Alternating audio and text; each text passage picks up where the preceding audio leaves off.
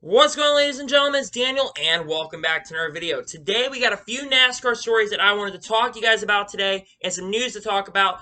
Let's just straight into it. So, we're first going to talk about the Bristol NASCAR iRacing TV ratings from this past weekend's race. So, this weekend's race had a 0.71 rating and 1.179 million viewers. It was down from last week, which last week got a 0.81 rating and 1.339 million viewers.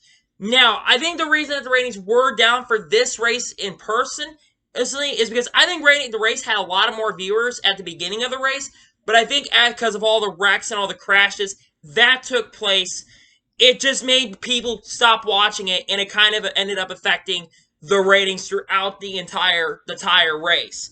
And also, I think it's because I think the novelty of iRacing might be wearing off on some people. I don't think people are watching iRacing as much as they were like a week or two ago. Because there's so much iRacing that's going on in the national TV, because that's really all that's going on at the moment. Because you're having iRacing happen every single day. Some people cannot keep up with that. And some people also had to work and stuff and do other things important. So I can understand why the ratings were down for this weekend. And it does suck that they were down for this weekend. But hey, to still draw in over 1 million people for an iRacing event and for an esports event on live TV, you can't really complain about that. I think that's still really good. And iRacing is still relevant. But I hope that bubble does not break. Now to the next story. NASCAR has drawn up 4 potential schedules to get the sport restarted. So, here are the 4 possible schedules. So, they can do an 8-week schedule, which they would start at Martinsville. They can do a 10-week schedule, 10-week delay, which they would start at the Coca-Cola 600. 12 weeks, which is unclear, but could be Texas. And finally, 15 weeks, which schedule may go into December. Now to discuss with you guys, the first option, 8 weeks, start in Martinsville, not going to happen. Because of what's going on across the globe currently at the moment, 8 weeks is not likely. Because of the stay-at-home orders till June 10th, which could get revised depending on what goes on in Virginia, which, like I said, could get revised, I'm not thinking that's going to happen, because also Martinsville is becoming a testing facility for the COVID-19 situation. That's not going to happen. The 10-week, 12-week, and 15 weeks. Discuss that a little bit more.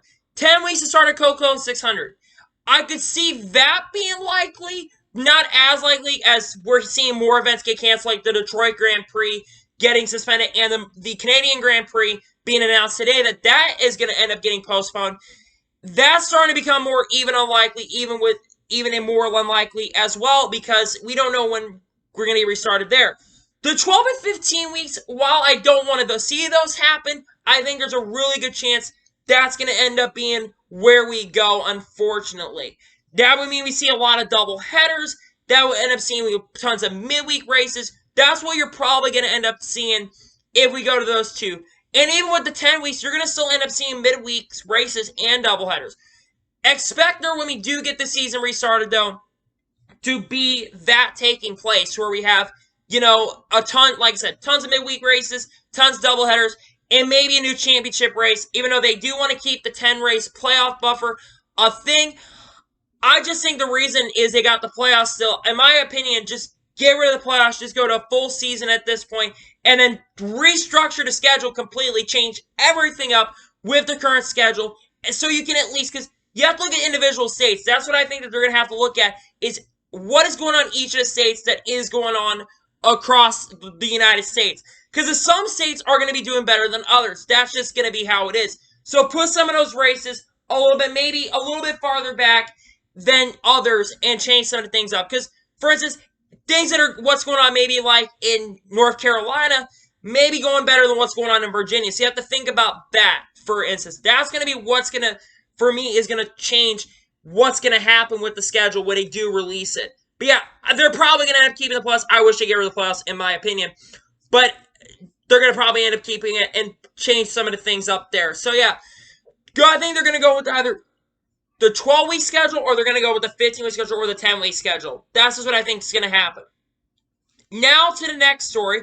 NASCAR has announced nominees for the 2021 NASCAR Hall of Fame and Hall of Fame in the Landmark Award. So here are the people that are on the modern era ballot. Neil Bonnet, Jeff Burton, Dale Earnhardt Jr., Carl Edwards, Harry Gant, Harry Hyde, Larry Phillips, Ricky Rudd, Kirk Shelmerdine, and Mike Stefanik. On the Pioneer ballot, we have Jake Elder, Red Farmer, Banjo Matthews, Herschel McGriff, and Ralph Mooney. And finally, on the Landmark Award, you have Janet Guthrie, Alvin Hawkins, Mike Helton, Dr. Joseph Mattioli, and Ralph Seagraves. Now, here, like I said, here are all the people. So let's go to the modern era about who I think the two people are going to end up getting it. Well, not two. I think are going to end up getting it. The two I'd like to see end up getting it. Number one for me is it's going to be Dale Jr. Dale Jr. being the most popular driver for 15 years, plus those two Xfinity Series championships, and also, you know, being an ambassador and being a great commentator at the same time. I think he deserves to be on next year's ballot. I know people are going to, some of you are going to disagree with me on that, but I think Dale Jr. should be the first one that gets in of these drivers. I know some people don't think he deserves, but 26 wins in the Cup Series, while it's not as many as his dad did, 26 wins in the Cup Series is still impressive and a great accomplishment. Some of the drivers on this list who people respect more than Jr., you know, they have less wins and less stats than guys like Jr., and Jr. still is a great driver, and he's a great, and even when he came back and raced those one-offs in Xfinity, he almost won some of those races, for crying out loud. When he came back in 2018 at Richmond, it didn't seem like he kind of got back to where he was. Yes, the competition was weaker in 2018 than it was like back in the day in Xfinity, and he plus in the Xfinity Series raced a bunch against a bunch of young kids. He still ended up almost winning those races, and he seemed like he was back on track where he started. I think Jr. should be the first one from the modern era ballot. The second driver on this list that I think deserves, I'm going to give it to Ricky Rudd. Ricky Rudd, to me, honestly, is an to some people, is an underappreciated and underrated driver. Yes, he never won a championship, but I think he won like 21 races in his career. And, you know, he ran like 700 straight races, and for a long time was one of the most competitive drivers in NASCAR. He ran a lot of races, like 700-something starts, something around like that. And Ricky Rudd is a driver. I've always appreciated Ricky Rudd as a driver. He drove every team he drove with, even his own team. He ended up at least scoring wins for those organizations, except Wood Brothers. But other than Wood Brothers, and he was competitive even with Wood Brothers. And at some points in 2005, it looked like he was going to win. Look back at that Sonoma race 2005. He ended up finishing runner-up to Tony Stewart. That's still pretty impressive. He won that Sonoma race 2002. I would put Ricky Rudd and Dale Jr. as my two guys to get in the modern era ballot. Now we get to the Pioneer ballot, and this is very interesting. To me, I'm going to put Ralph Moody in that Pioneer ballot. His accomplishments as one of the owners of Hallman Moody, plus one of the masterminds and chief people on that team, I think he deserves to get into the Hall of Fame, in my honest opinion. Ralph Moody is an accomplished guy, and he deserves to get in the right opinion. Nothing against like Jake Elder, Red Farmer, Banjo Matthews, and Herschel McGriff, but Ralph Mooney is my guy to get into the Pioneer ballot. Now we get into the Landmark Award, and this is where things get a little bit interesting. The three people I have my eyes on are Ralph Seagraves, Mike Helton, and Janet Guthrie. Janet Guthrie, the first woman driver to drive on a super speedway race. I think that is an accomplishment on its own. Mike Helton, being a president of NASCAR, making sometimes not the best decisions, but sometimes really good decisions, and being a guy who's been an ambassador for a long time. And I trust what Mike Helton's doing. And then Ralph Seagraves bringing Winston and R.J. Reynolds into the sport. I think that is a pretty cool deal. For me, I'm gonna choose Mike Helton here, because I think what Mike Helton's done in the last 20 to 25 years in the sport, especially, I think he's done a really great job, and I think he's held up even during the Brian France regime. He's just held up and done the best he can, and someone I've always respected. Not always some people like Steve O'Donnell and Brian France, but one of the few higher-ups I've always respected as a fan. So for me, it'd be Mike Helton. But Janet Guthrie and Ralph Seagraves would be a close second and third. So yeah, those are my picks for the NASCAR Hall of Fame ballot. Now we get into the final story, and this is one that I think a lot of you should be excited about. This Saturday, April 11th, Dale Earnhardt Jr. is going to race in the iRacing IndyCar event at Michigan International Speedway. I am really excited about this. I'd like to see what Jr. can do, because I don't think Jr.'s ever raced an IndyCar on the iRacing simulator, as far as I'm aware. He's raced a lot of NASCAR races on the simulator. But to see that Dale Earnhardt Jr. is going to be racing in this event. I think that is extraordinary. I think that's going to be really fun to watch. I think it's going to be very entertaining. See how he does in something he's not used to running. You know, he's, like I said, he's used to running NASCAR cars. He's not used to running, like, IndyCars, you know? IndyCars are different than NASCARs, even on iRacing.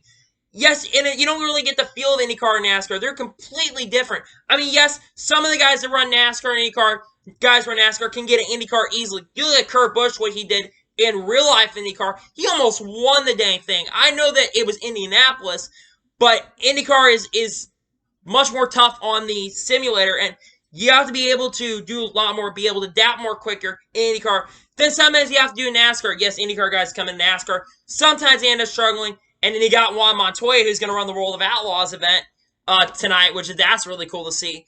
But yeah, I'm really glad to see Junior going to run this event, and I'm curious to see what he's going to do this year. So yeah, that is going to be it for the NASCAR news here on my channel. So anyway, I want to thank guys for watching today's video.